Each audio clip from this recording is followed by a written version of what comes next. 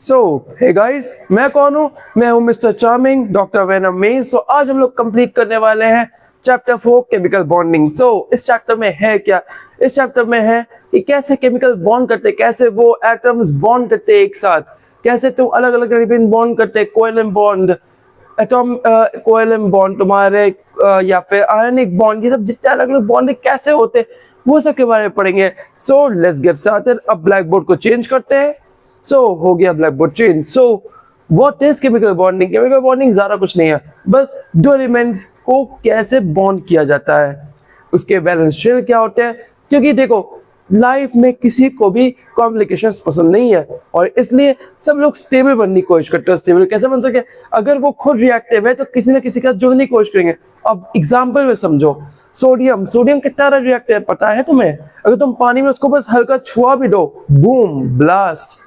ऐसे मुझे मजा आता है उस चीज के साथ। इवन तो लोगों को हेल में बहुत बढ़िया है, हमारे पास एक चेम्बर है सोडियम से भरा हुआ जहाँ पे हम कुछ चीजें करते हैं लोगों के साथ। पर कोई नहीं, तुम लोग, तुम्हें जानने की बात नहीं है, पढ़ाई नहीं करोगे। सो तुम्हें पता होना चाहिए कि मैं कौन हूँ। पर तुम लोग को टेंशन की कोई जरूरत नहीं है, तुम अच्छे बच्चे हो, तुम लोग बहुत अच्छे से पढ़ाई करोगे। लेकिन उसी जगह पे जैसे ही सोडियम और क्लोरीन मिलते हैं तो क्या बनाते हैं? NaCl। और वो तुम खाते हो आराम से, मतलब किसी मसाले में, किसी भी खाने में डालते हो, उसके बाद उसके टेस्ट कितना बढ़िया हो जाता है।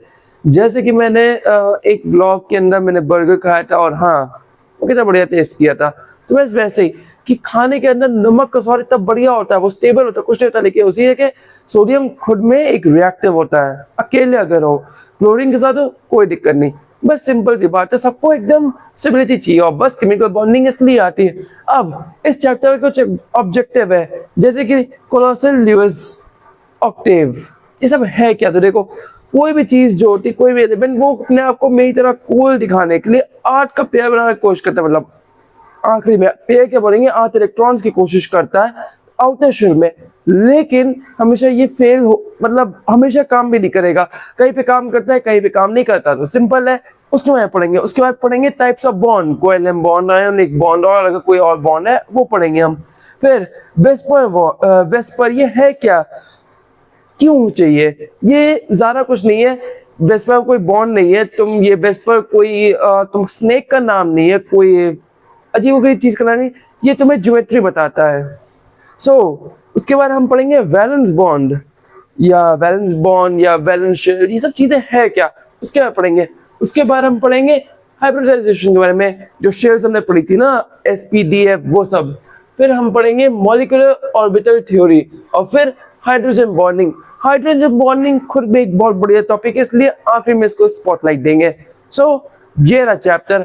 अब अगर तुम नोट्स बना रहे हो तो चैप्टर के लिए तुम्हें ये सब बना लिखना जरूरी है। कई लोग लिखते हैं नोट्स के लिए, तो आराम से तुम लिख सकते हो और या तुम इसको लिखो। उसके बाद हम आगे चैप्टर कंटिन्यू करते हैं। और by the way guys, thank you so much, 64 views आ गए, मतलब 64 सब्सक्राइबर्स आ गए हमारे चैनल के ऊपर। मतलब हम 64 फैमिली है, 64 मेंबर्स की फैमिली।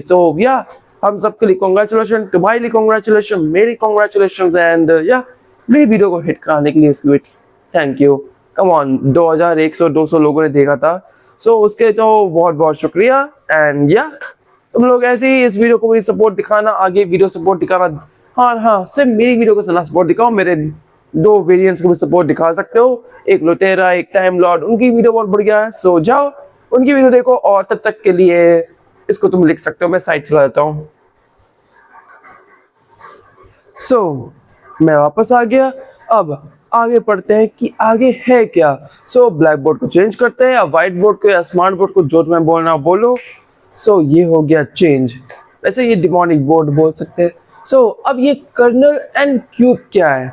सिंपल है। अब देखो, लुइस जो आठवीं था, ये कोलोसल एंड लुइस, इसमें जो लुइस था ये थोड़ा इमेजिनेटिव था, इसको इमेजिनेशन अच्छी लगती थी, इसने एक बढ़िया चार्मिंग इमेजिनेशन बनाई।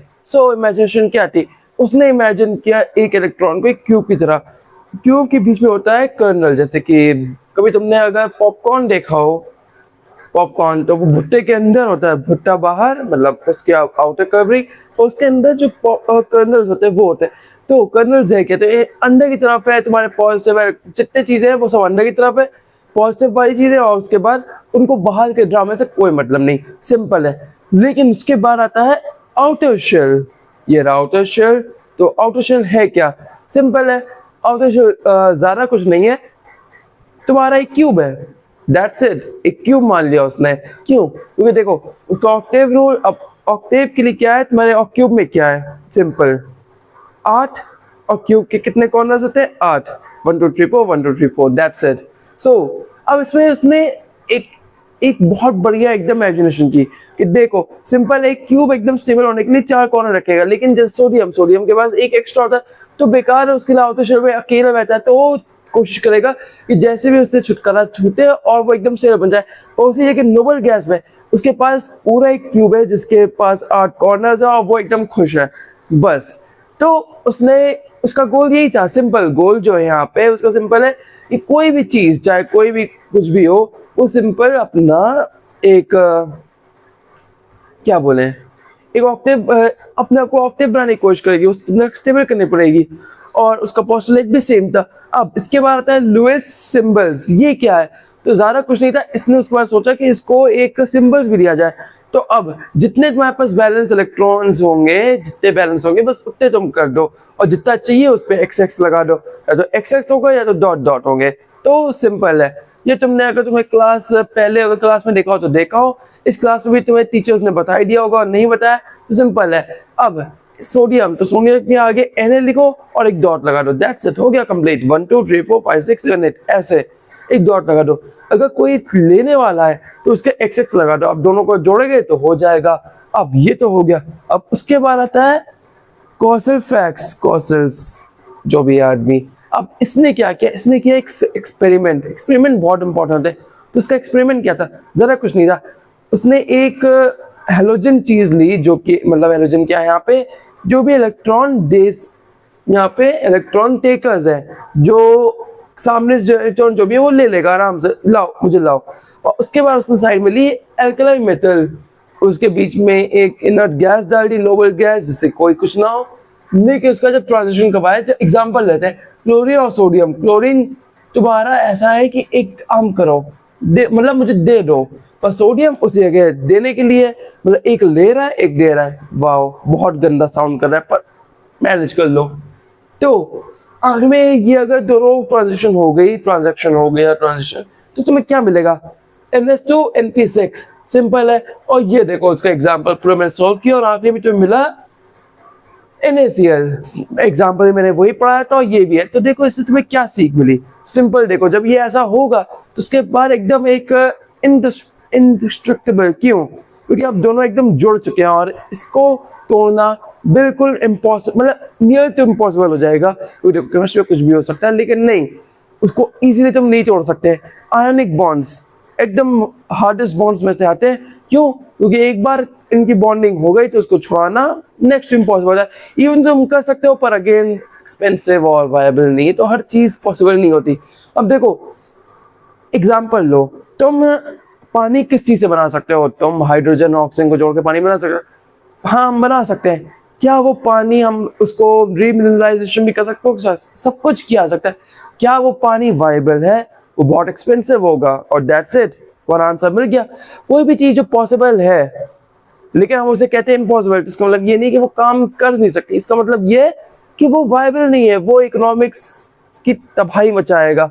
अब सोचो एक ग्लास ऑफ वाटर में बिना तुम हाइड्रोजन ऑक्सीजन को जोड़ रहे हो, ये कर रहे हो, वो कर रहे हो, तो उसके ऊपर एफर्ट्स, उसके ऊपर जितनी चीजें लगी और एनर्जी, उसके ऊपर से हाइड्रोजन ऑक्सीजन के मतलब जो तुमने कंटेनर्स खरीदे, वो ये सब प्राइस करने के बाद क्या तुम वो एक ग्लास ऑफ वाटर और रीमिनरलाइजेशन, क्योंकि अब चलो वो डिस्टिल्ड होगा तो तुमने सारी चीजें की फिल्टर आउट की, एकदम सही किया।